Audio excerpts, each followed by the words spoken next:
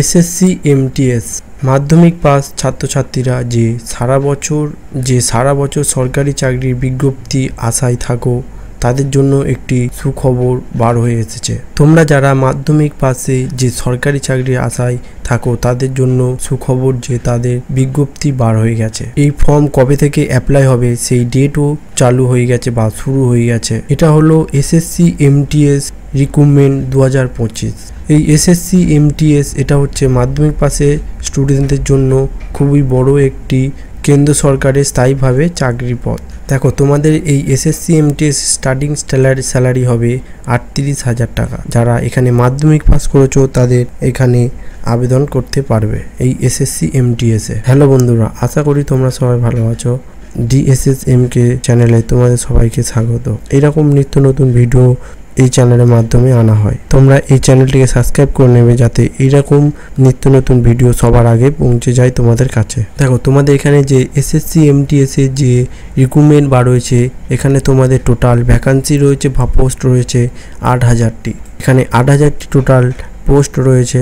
তোমাদের যে এই এসএসসি এমটিএস এর যে কোয়ালিফিকেশনের কথা বলা হয়েছে, এখানে মিনিমাম তোমরা মাধ্যমিক পাস করলে এখানে আবেদন করতে পারবে। এখানে তোমাদের কোনো ডিপ্লোমা কোর্স বা ITI কোনো কিছু চেক হয় না। এখানে তোমরা সিধে মাধ্যমিক পাস করতে পারলে এখানে আবেদন করতে পারবে। তোমাদের এখানে যে এসএসসি এমটিএস এর যে বয়স সীমার কথা বলা হয়েছে সেটি হলো 18 থেকে 25-এর মধ্যে হলে তোমাদের এখানে আবেদন করতে পারবে। মানে তোমাদের এখানে বয়স সীমা বলা হয়েছে 18 থেকে 25-এর মধ্যে হতে হবে। তোমাদের এখানে যে সেন্ট্রাল গভর্নমেন্টের নিয়ম অনুযায়ী তোমাদের এখানে এসসি বা এসটিদের জন্য যেরকম 5 বছর ছাড় থাকে সেই 5 বছর ছাড় থাকবে।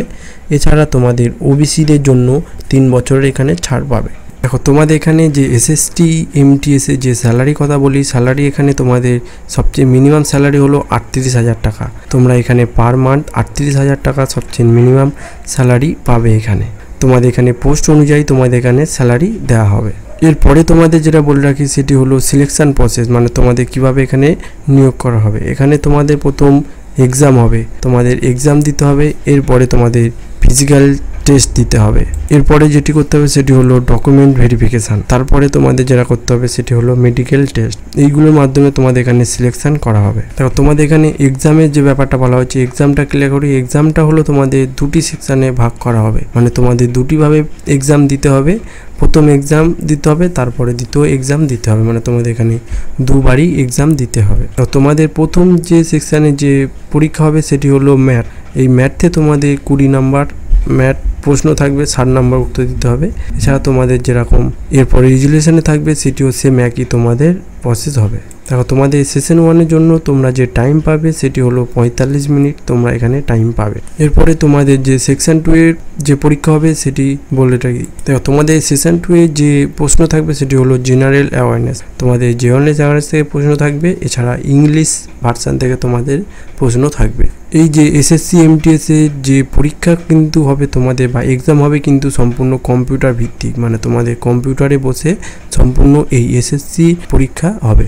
এরপরে যেটা বলি, তোমাদের এসএসসি এমটিএস এর যে ফর্ম ফিলআপের জন্য যে আবেদন করতে হবে সেটি তোমাদের কবে থেকে স্টার্ট হবে। এই এসএসসি এমটিএস এর ফর্ম ফিলআপের জন্য আবেদন করতে গেলে তোমাদের ফর্ম ফিলআপের যে স্টার্ট হবে যে ডেট হলো 26শে জুন 2025। মানে 26/6/2025-এ তোমাদের এখানে এই এসএসসি এমটিএস এর ফর্ম ফিলআপ আবেদন শুরু হবে। আর এই যে এসএসসি এমটিএস এর যে লাস্ট ডেট বলা হয়েছে, মানে কবে আবেদন শেষ হবে, সেটি হলো 24শে জুলাই 2025-এ তোমাদের এখানে লাস্ট ডেট এসএসসি এমটিএস এর ফর্ম ফিলআপের লাস্ট ডেট।